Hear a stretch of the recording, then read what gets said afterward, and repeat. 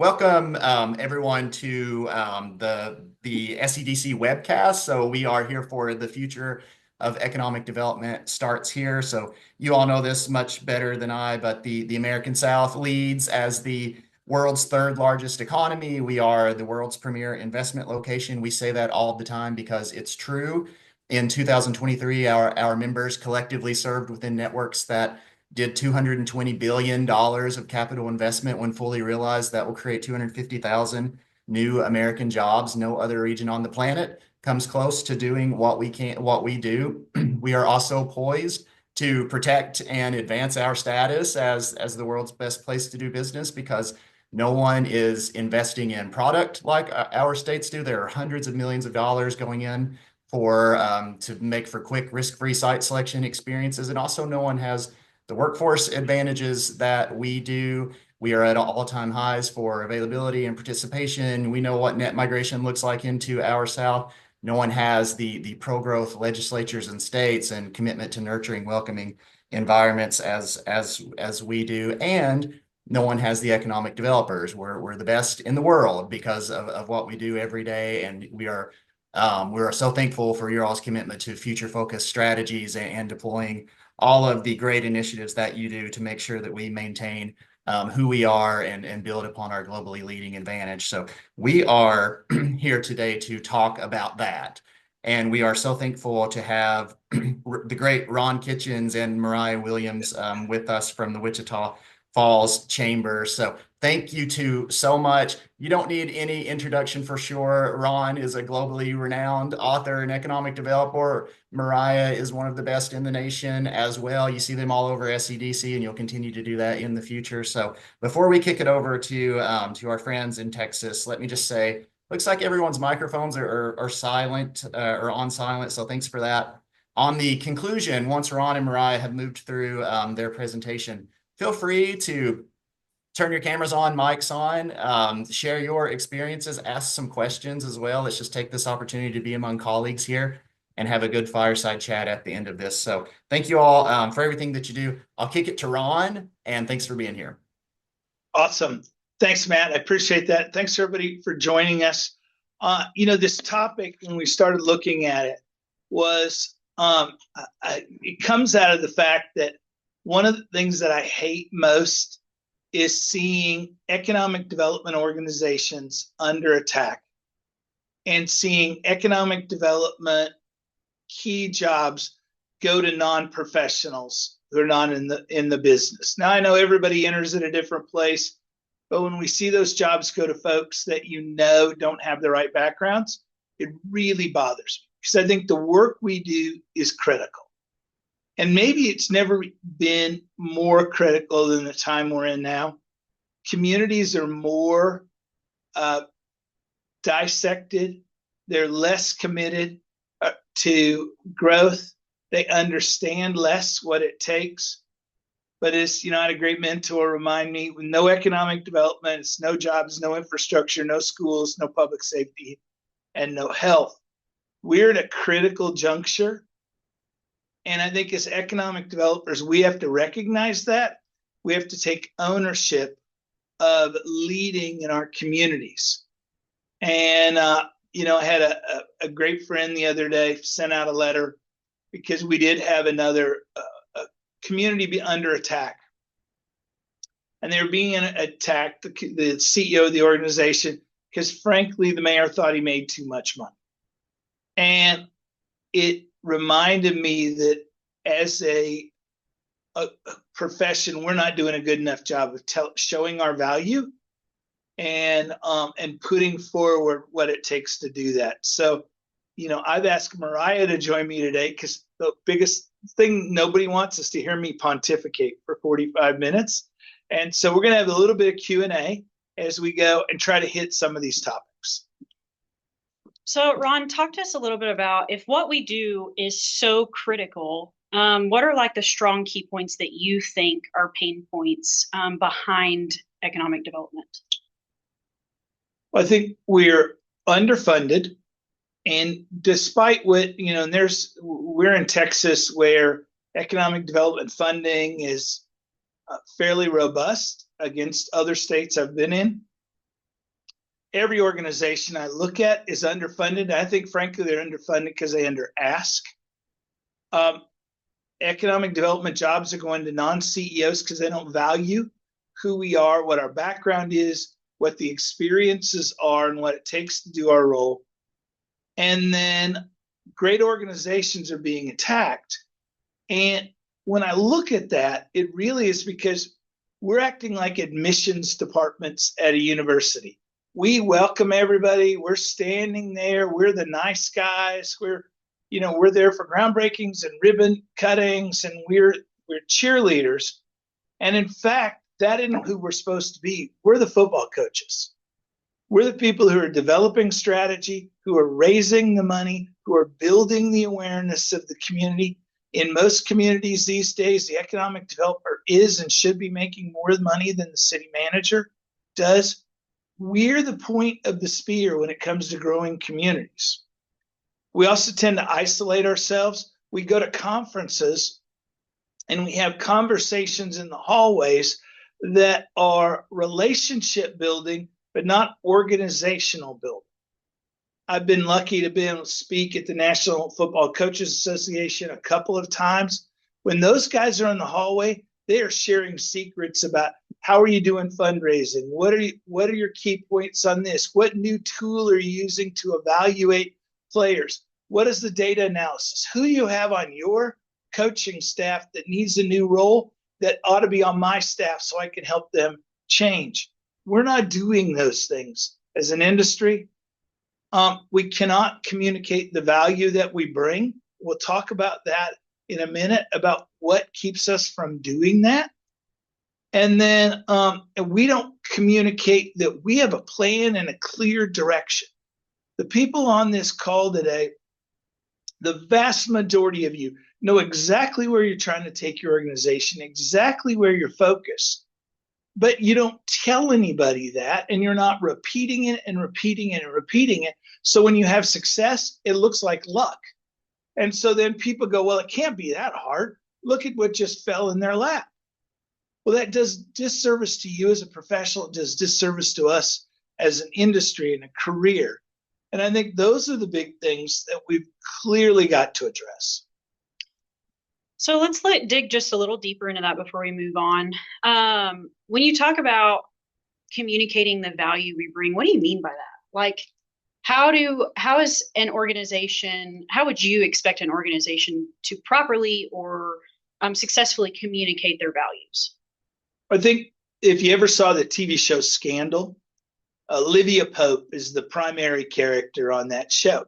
And every show of Scandal starts out with, some senator's, assistant ends up dead in his living room, and it looks like the senator did it, but he claims he didn't do it, but he calls Olivia Pope to solve his problems. And she always asks the same question: what do you want? They never can answer it. She asked the question 3 times. If we had did that in economic development, I said, what do you want? Most people couldn't define what that is. They know kind of what they want, but they can't be specific about what they want and how they want to get there.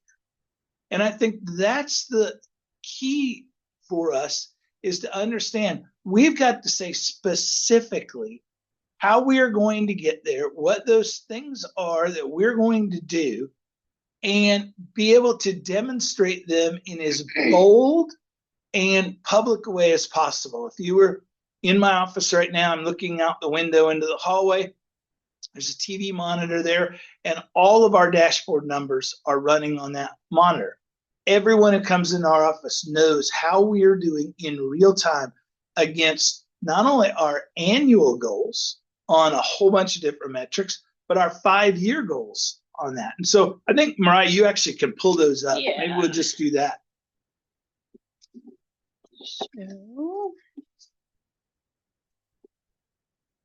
bear with me while I move this around. And we were having trouble getting the screens to show correctly. So if I come here, hopefully it works for you guys. And then what I need to do is go, here. There we go. Okay. For us, we call them key performance indicators, KPIs. The reason we do that is that's what business calls them. And so we want to be seen as an organization that the community can trust, because we know if you look at Gallup's data right now, the trust level for not-for-profits and for government are at all-time lows. The trust level for business is actually fairly high. So what we have to do is present ourselves as an admiral who used to work for me would say, it's sober sailors at the party. We have to be the ones with honest numbers that everybody can trust. Maybe Mariah, you'll take them through our slides. Yeah, I'll take you through this. So when we're looking at this, keep in mind our entire team watches these numbers weekly. We meet on them every other week, and we talk through each individual line. Why are we at that point? What was great? What was bad? What are we struggling with? Every single person on our team at any given time may be asked to present this KPI indicator. So they've got to know it. They've got to know why I'm behind on my goal, and that is driven by communication. So I've got to communicate with them. This is why I'm behind and why I'm not meeting what I should be, or where we grew, or anything like that, just because it overall helps us communicate how we are succeeding and where we're failing. So we're broken down into teams. So our jobs team is our economic development team. So you'll see the 4 division: attraction, business retention and expansion, deal flow, and incentive agreements, where we follow compliance. So this particular scoreboard that we ran, we were, this is later in the year. So we were at 90 out of 92 for our annual expectation. Direct company meetings, we were at 138, where we had judged that we would meet with about 100. So we were actually beating that goal. And I can confirm that everybody on our team hustled extremely hard to make sure that those direct company meetings were happening. We track our direct existing industry impacts, which is anytime we come in contact with any of our existing industry, whether it's an assist to them, we meet them in a meeting, they come to an event, and we're just touching base with how are you doing? What can we help you with? Again, just furthering that line of communication. Kind of what are your needs, wants, and desires? Yeah, just so that general awareness, so that when something comes up, whether it's big or small, we're their first call. And it has been hugely successful for us. We track deal flow, which is your given suspects and prospects, and then compliance audits. We are in charge of compliance for all of our contracts. So that's one of the other things that we keep track of. For us, suspects is defined as a company that says, I have a need. Will you give me additional information to help determine whether you can solve my need? A prospect is somebody who says, I like what you have. I want to visit the community, and I want to go further with the process. And then an announcement is when, we get it announced. Yep.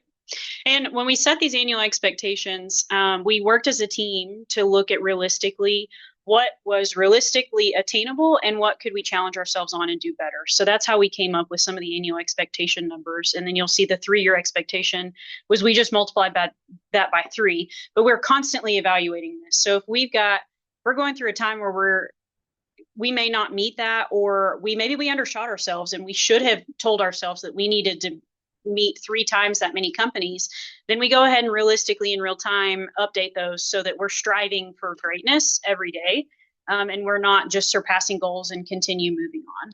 And one thing to point out is, as a staff, we present these to the board of directors along with the budget and the annual plan. And we as a staff can't change the goal numbers. We can go back and recommend that they be changed, but only the board can change the numbers. So it's hey, we're not going to hit that number, so let's lower it. So, the right-hand column is all green. That's not the purpose of it. The purpose of it is to drive transparency about the work and how we're applying resources of time, talent, and treasure. I'll go over this on the jobs team. So small business consultations, for us, realistically, we want that number to be low because that means everybody's doing great, right? So we stayed at yellow because if we had been green, that meant that we had clients in our neighborhood, in our city, that needed our help daily or needed more of us. So the fact that we kept it to 23 meant that However we were communicating with them is helping them, and so they required less consultations. But you'll see throughout some of these that some of them we realistically move them green, yellow, or keep them red. We don't fluff numbers to turn them green. We keep them yellow where it's due. This will go over where chamber organization, so you'll see some of that in here. And then you want to talk a little bit about military? Yeah, so military. So the military represents 40% of our local economy. It is one of those things that is easy to forget about. They're out on the base. You take it for granted. It's going to be there. But we know realistically that we compete every day for investment. So we've initiated a strategy that's very aggressive about growing and retaining what we have and building out programming. 2 years ago when we looked at it, it was one person, 20% of their time doing this work. We now have a team of 3 doing the work, and it'll soon go to 4. We believe it's a high growth area for us. So we're measuring not just interactions with base leadership, but support services for spouses, for veteran referrals, job referrals, how we help members of the community, base to community business connections. So that may be a sponsorship for something on the base, but it also may be a company go out and getting a concession agreement. This takes a look. We even count how many attendees we have at each of our events, how many newsletter subscribers are reading our newsletter, and everything in between. So again, this is some of the admin side of the chamber. Some of this is from the economic development side and the chamber side, but you'll see our annual expectation was 3,000 people for events, and we almost hit it. We were at about 2,700, I think is where we tapped out for the year. So again, we didn't fully meet that goal. So when we set new goals, we sat down and had the hard conversation about what are we not doing? Like, what is going wrong? Did we reach too high, or are we not communicating our events well enough? Are we not getting our message across so that there's not interest there? So we really sat back and actually kind of reformed how we were doing some of our marketing for our events. And then the last one goes over our engagement. So we do team engagement quarterly. We do board engagement twice a year. It's a survey that everybody takes anonymously, and then it's graded. It's graded the same way every time. It's the same survey with a couple questions here. They're tweaked to really make sure that especially our team is truly engaged and working as a team to succeed for the organization. The annual expectation number is important there because Gallup tells us current organization has an engagement score of about 30%. So when we look at ours at 85% highly engaged, we know, and depending on which industry sector you're in, between 15 and 25% more productivity. However you measure that, profits, butts and seats on Sundays, contributions, however you're measuring success, you're going to be 15 to 25% more successful with high engagement numbers. So for us, it's clear that we need to do that.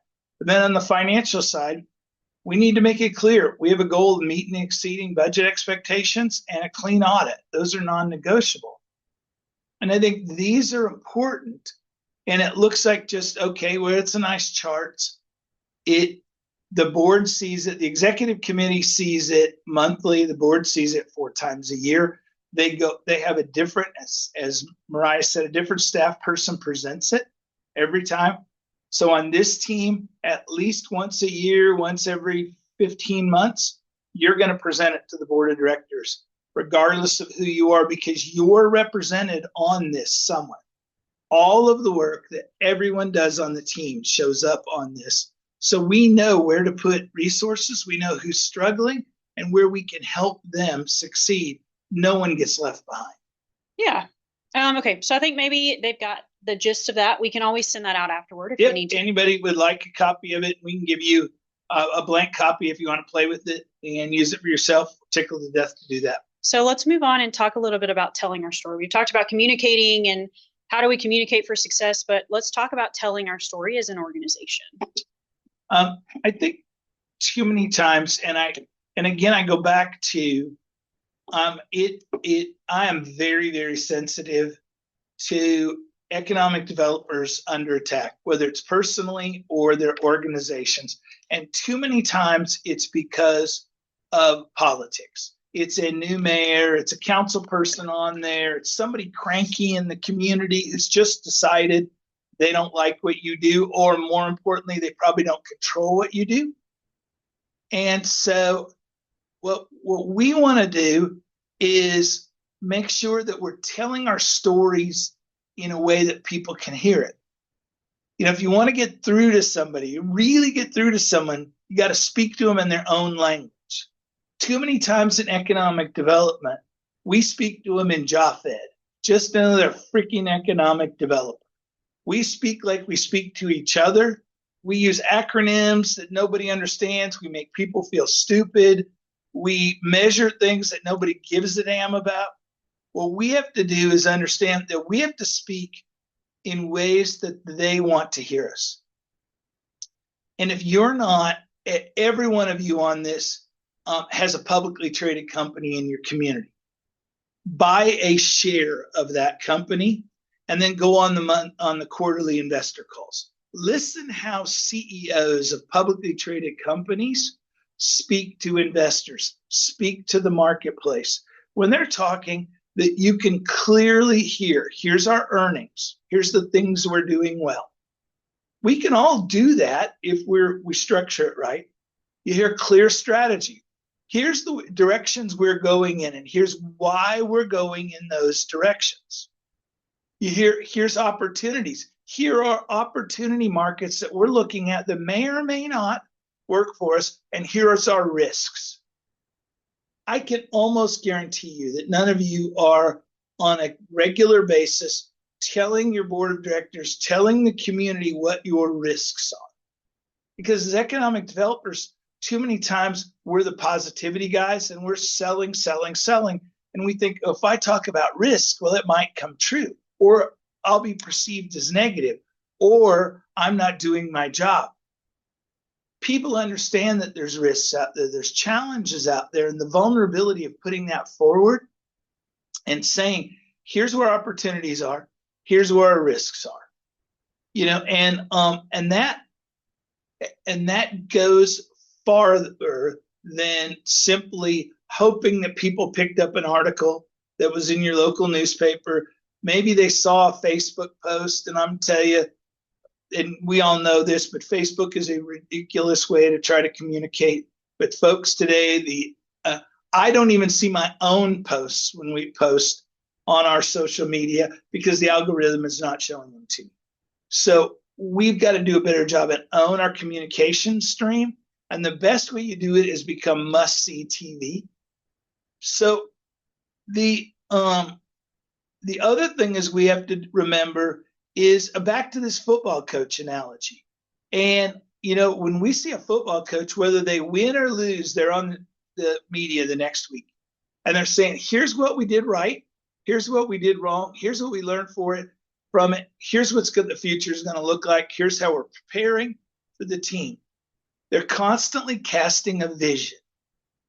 And that's what economic development, we have to cast a vision. Too many times, you know, a lot of us were trained that, you know, you do all the work and then you let the politicians get up in front, take the credit for it. I don't care who takes credit for it. I just know there's nobody else in my community who's tasked with worrying about the economy every day in and out except me and my team.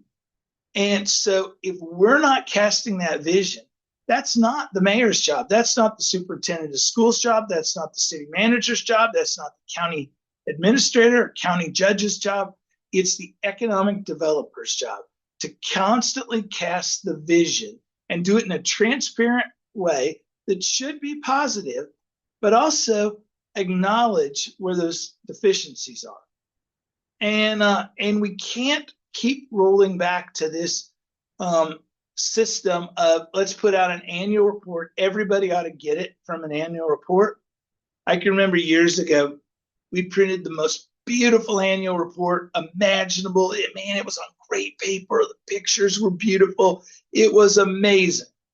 The very first CEO's office I walked into, I saw it laying in the trash can. Clearly he had skimmed it, thought, oh, okay, they produced something pretty, and they didn't look at it again. It had no impact. You've got to be telling your story constantly, consistently, and doing it in a way and a verbiage that people want to hear, not how we want to say it. Okay, so on that, talking about what we want people to hear, how we say it, let's talk a little bit about how you manage external perceptions of what you're doing. When and we must be 10 years ago now, I founded, along with Carlos Sones, the Top 50 Economic Developers Awards. And it was one of those, like, who are we to decide we're going to start an award to recognize economic developers? And then came around, well, who are we not to? We wanted to lift up amazing men and women who are doing great jobs because they weren't getting recognized in their own communities. They weren't getting the pay raises they should get. They were being attacked by the communities as, not as smart as the guy or the gal in the next community. So we began that award, America's Top 50, because we believe that economic developers are the most amazing people in the country. And we've seen over and over and over again the power of an outside validation, the power of a group, and in our case, a private business group with Consultant Connect, which I'm no longer affiliated with. Carla's running it all and doing an awesome job. And we saw that power of that. I was in Phoenix a couple of weeks ago, and the CEO was there, and we were reminiscing about, he was on the very first list, and he was actually the interim of GPEC at the time. And when he came on that list, on that very first list of the America's Top 50, the board immediately called the meeting and said, why are we doing a search for a permanent? We have one of the top economic developers in the country. Look at this list. Let's just hire him now and go on. It's exactly what they should have done already, but it was the power of that third party. So I encourage you, whether it's nominate yourself, ask a friend to, ask me to. I'll be glad to nominate you, and we'll talk it through for whether it's America's Top 50 or DCI's 40 under 40. Go out and do that. But I'm also going to encourage you to go after the best places to work awards, whether it's Inc. magazine, Outside magazine, Forbes, Fortune, Wall Street. There's lots of publications that do that.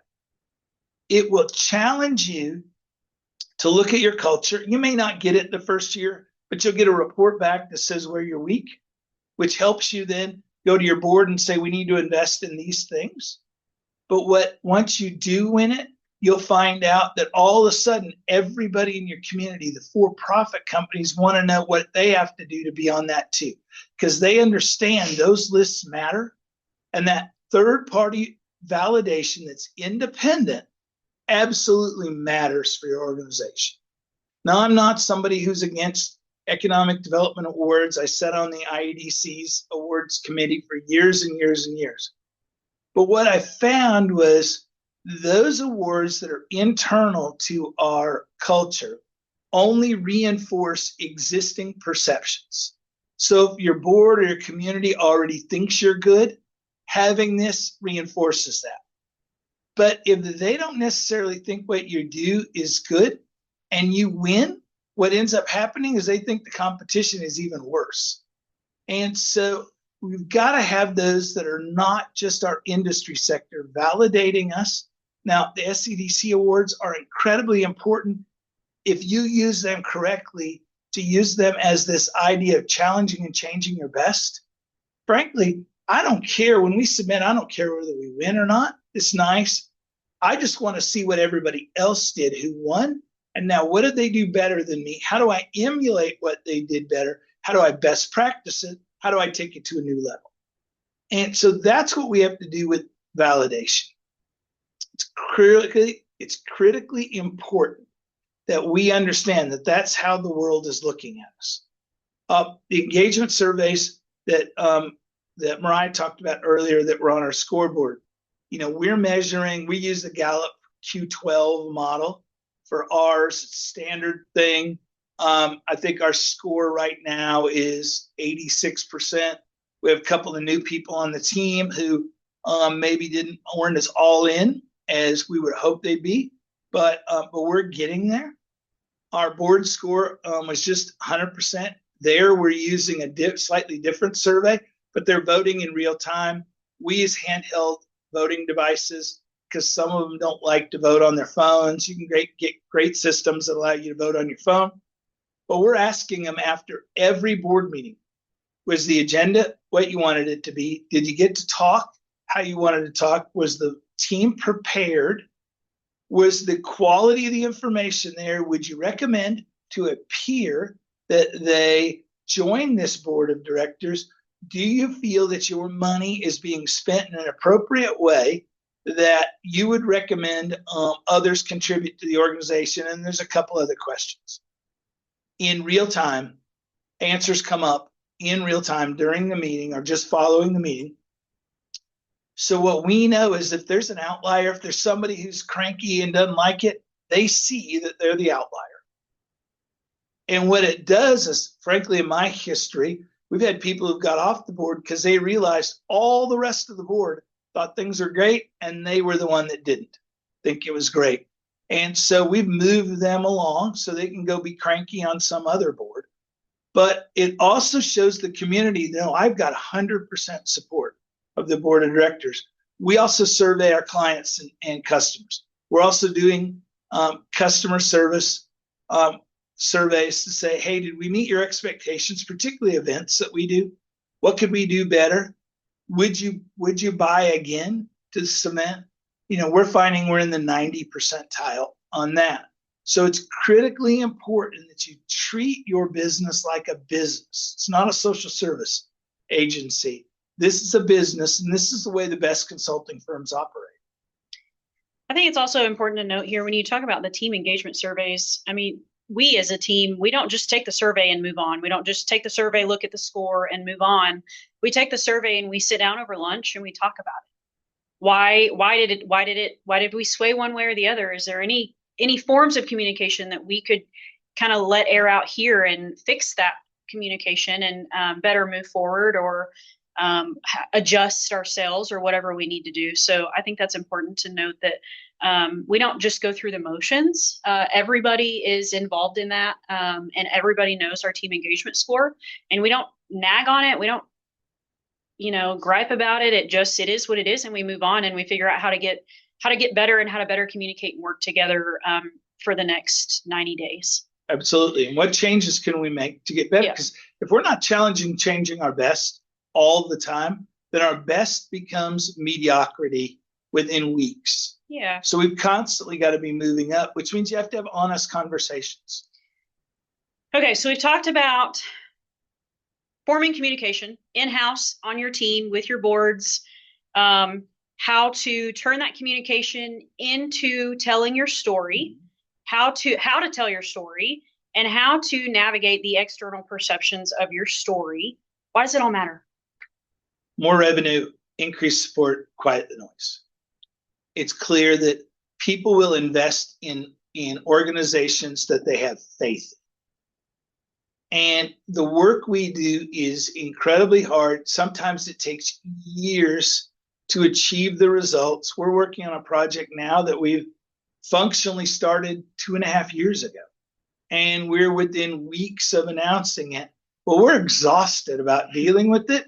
But for the rest of the world, it's going to be incredible.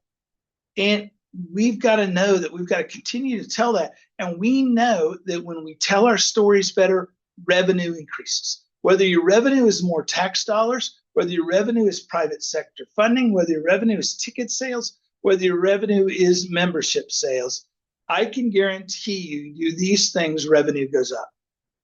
Increased support. And revenue is a form of support, but we also need community support. We need people to have our backs. We need people to talk good about us when we're not in the room. That's what happens when you're transparent and everyone knows where you stand and where you're intentionally going. And then it quiets the noise of the negatives, just like those handheld voting devices quiet the noise of the board member who's the outlier. When you consistently do these things, the outliers get pushed. Now they're off complaining about somebody else, and I can't control that. But what I can control is making sure that we're taking care of the men and women who have the most important job in America. The president may take up the news. The mayor may get lots of kudos on Tuesdays or Thursdays, whenever the board's meetings are. The politicians, the business leaders, all get known. But there's no one who's going to impact a community greater than the economic development team and those professionals. They're the only ones who get tasked every day. For me, that measure is, because the way I grew up, every night, I want to be able to go to sleep knowing there's one mother fewer in this community who went to bed with a hungry child. That's the importance of the work we do. When we look at the impact that jobs have, Harvard just had an incredible study that showed the number one indicator of a child getting out of poverty was if he lived in a community where his neighbors had jobs. Number one, and number one by a mile. Repeat that again. Not that his family had a job, not that he had a job. The number one way to escape poverty is to live in a community where your neighbors have jobs. Who else does that besides us? I think it's incredibly important, but it's also important, and a little point of kind of personal care here. We've got to have self-care in our business. It destroys me. I got a call a few weeks ago from an economic developer who I know, who is a very, very good economic developer. She's amazing, and has impacted communities in ways that are countless. And she's leaving the business. And I said, why? And she said, it's an impossible job description. No one can do what they ask us to do. And so as we talked it through and kind of went through some coaching on, what it could look like, the kind of 7 issues were, you have to be a visionary CEO, setting the strategy. You got to be a top tier public speaker. You've got to be a counselor, whether you're coaching elected officials, companies, small businesses. You're constantly a consultant and a counselor. You got to be a fundraiser, despite what everybody says. And every board I've ever served told me, oh no, the board raises the money, and yet to see that. You've got to be a human resource director, because we got to manage our own people. You got to be a master of ceremony, because they expect us to stand at the front of the room and make sure everybody feels good. And if you don't recognize all the right people, then somebody's mad at you, and lo and behold, you've got a problem. And the worst is, not the worst, I don't think, but the hardest one is you have to have unshakable integrity and virtue. You don't get to be a human. And it's harder now than it was 10 or 15 years ago. 10 or 15 years ago, I could tell my team it's a 100-mile rule. Don't do anything within 100 miles that you don't want to see on the newspaper. But it doesn't work that way anymore. You can't go, to New Orleans for a long weekend and act up, because somebody's going to have a video camera there, and somebody's going to post that of you being a fool. And it's unfair. It's tough. It puts tons of stress on ourselves and our families. It's demanding. It's exhausting. But it's an incredible profession. We have an incredible ability to change people's lives and to change the future of communities, of states, of nations, but of children. We have the ability to make sure that there's one fewer child that goes to bed hungry tonight because of the work we do. And in most cases, it's thousands of people that will impact. But my coaching and hope for you is that, when you're feeling this way, revisit your calling. Why do you do what you do? If you'll if anybody who knows me knows I have this Mandarin orange story. This can of Mandarin oranges on my desk. I look at it every day. I know exactly what it reminds me to do and exactly why I'm here. And so the cranky phone calls don't get me down because I know why I'm here. Reframe your expectations. You can't do it all. I do a lot of speaking and coaching in the faith world. And, we've seen the great churches now. It isn't one minister, it's 3 or 4 or 5 ministers who are dividing up the work so they have expertise. Too many times we feel like we have to be superhuman. Too many times we think, well, if they don't see me as the man, then how are we going to do that? Well, Mariah is better at her job than I can be at her job. My job is to get her the resources and to support and coach her so she's incredible at what she does. And that doesn't make me less of a leader or less stable. It means I get to multiply. And too many times as leaders, we start shrinking in on that. And then build an incredible support network. And that isn't the network of, hey, I'm going to meet somebody at SEDC this time and we're going to visit. That's awesome. But who are you having real conversations with? Who are you calling to say, my job is killing my marriage? Or, I missed 3 kids' baseball games in the last week and I'm thinking about quitting my job. Or, hey, I got a board member who's out to get me and what do I do? Who are you having those conversations with? In business, there's C12, there's a Young Presidents Organization. There's a group that I founded and ran for years, Consult Connect now operates, called Engage, which is a CEO group that's by kind of age, generational age, put together. Find that group. If you don't have that group, call me. I'll visit with you about what those things are. But you've got to have that support network. In COVID, we lost a number of amazing economic developers to suicide because they were overwhelmed, because the work was too much. We can't do that to ourselves. We've got to take care of each other. And the last thing I'll leave you with, if you see a colleague in trouble, help. Whether that's personal trouble, their organization trouble, write anonymous letters to the newspaper saying their organization's great. If you can't do it on your own letterhead, go make a point to support them. I've sat in more city council meetings just being the support person next to a colleague so they knew that they had other people looking. We have to take care of each other. If we don't take care of each other, then we deserve to continue to see our jobs threatened. We deserve to see our organizations threatened. We deserve to be at risk if we don't take care of each other and ourselves. I think, Mariah, we have a little time for questions. Yeah, it looks like we got about 10 minutes if we want to open it up for questions. And so, Matthew and Matt, I don't know how we do that, or I guess you're in charge. I don't know if we have time or not. No, you for sure do. So thank you so much for that.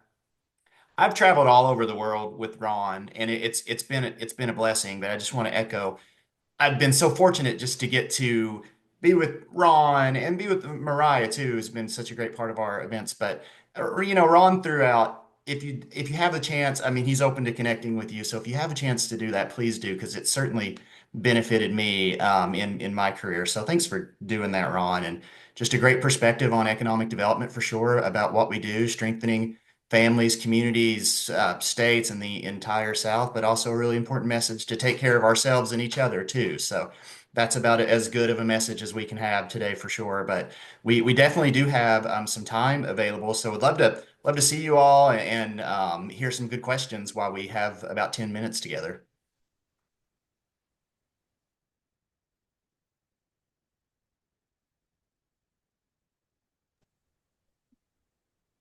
Hey, Matt, Tim Weston, how are you? Hey, Tim, good to hear from you. So, Ron, I mean, you've done a lot of kind of cutting edge stuff in your career. What would be your advice for economic developers as they think about the next thing, the next big thing, whether it's within their organization and their community, their career? how have you kind of stayed on the forefront of what's going on economically and in the profession? I think you have to think of yourself as an entrepreneur. And so you've got to be hungry. I go to bed every night, worrying there are going to be track marks on my face where somebody ran across my face at night and got ahead of me in the race. So I am constantly reading, I'm constantly studying, and I'm not, I shouldn't say this, or maybe a sponsor on there, but I haven't read a Site Selection magazine or any of those magazines in years. I'm reading the magazines that our customers are. I'm studying leadership experts that are talking to industry leaders. I'm doing things like asking, and some of you will have, board members in your community who run, important companies. Ask them to sit in the back of the room at their board meetings. Go and be an active learner, and then figure out how to translate that into the work we do. And begin to look for where are those opportunities.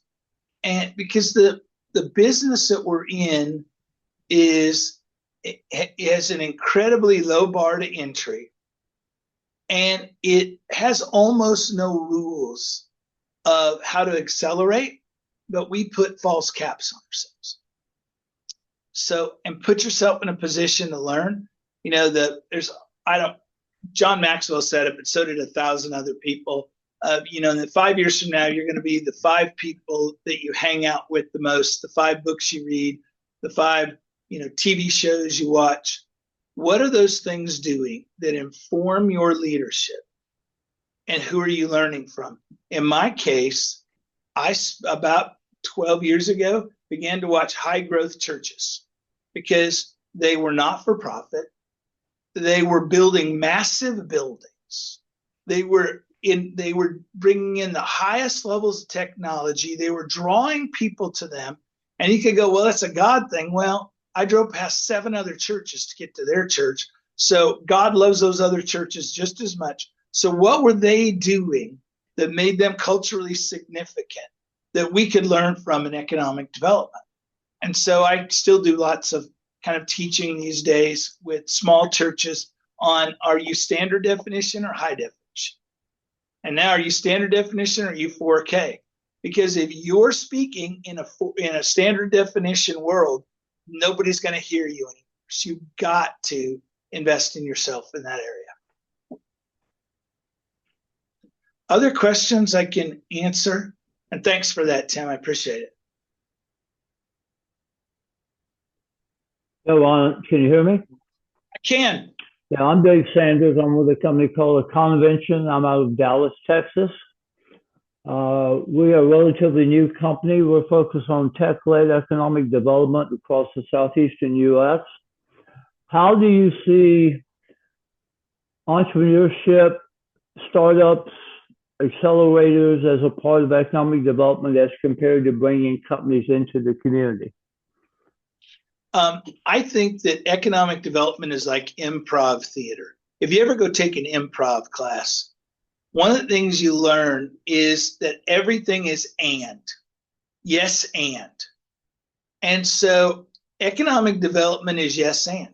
Do we need to recruit new companies into communities? Absolutely. Because we're going to lose companies. And I had the number laying here somewhere on my desk that, something like 70% of the Fortune 500 companies in 1980 are no longer in existence. And so our communities feel that too. We're constantly seeing over a course of time, companies come and go. We can't backfill that simply by saying, well, we're going to get a bunch of entrepreneurs. So we have to do both of those things. We have to not only recruit the next big thing, but we also constantly be trying to grow the next big thing. I think where we get caught up with this, and I previously ran a $100 million private equity fund. I ran the very first, and if you believe the London Times, the largest amount of money ever put together at that point for a community-based economic development fund or venture fund at $100 million to invest in deals, and our success rate was minuscule to what $100 million would have brought us in terms of mass jobs if we'd used it for incentives. But what we were trying to do is do both things and grow generational companies. And many, many of those companies still exist that we invested in. Now, we required that they move to us, so they didn't have to be organic. You could move to us and get our money, but it's both of those. But tech-led to me means data-driven decision making. What are you going to be good at because you can be good at it? Not what are you going to be good at it because it's popular. Data centers are all the rage in the country. We happen to be in the middle of all of that foolishness. But if we didn't have a ton of excess power and we didn't have a ton of distribution lines, we couldn't compete in that world. You've got to use technology to understand what your advantages are and how you take advantage of those things.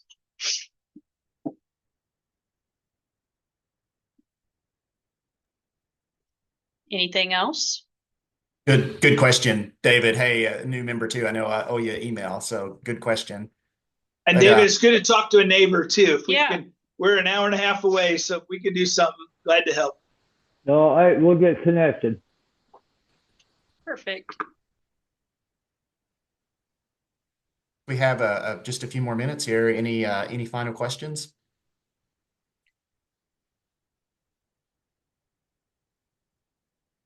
Well, this was fantastic. Thank you so much, Ron and Mariah. Thanks everyone for joining as well today too. Our next opportunity is next week. We'll talk workforce a little bit. Ron mentioned learning from others via different awards. So please take advantage of the different association awards that you belong or that you have opportunity to, including SEDC. We've changed ours up a little bit this year. So if you submit an award application for us, we will put it online for the world to see so everyone can learn from your best practices. So we're super excited How about awesome is that you can see all your competition? Imagine that, to be able to see. We live in a world now where we can see the greatest and the best all in one place. If you don't take advantage of that and use it to get better, you're a dang fool. And got to do that. It's critically important. Yeah, no doubt. So thank you, Ron and Mariah. Thanks. Good to see everyone too. Thanks for the questions. Hello, Elizabeth Mudd there in Kentucky as well, new member. So great to see you. So until next time, team, thank you so much for joining the webcast. We will see you online next week. Bye.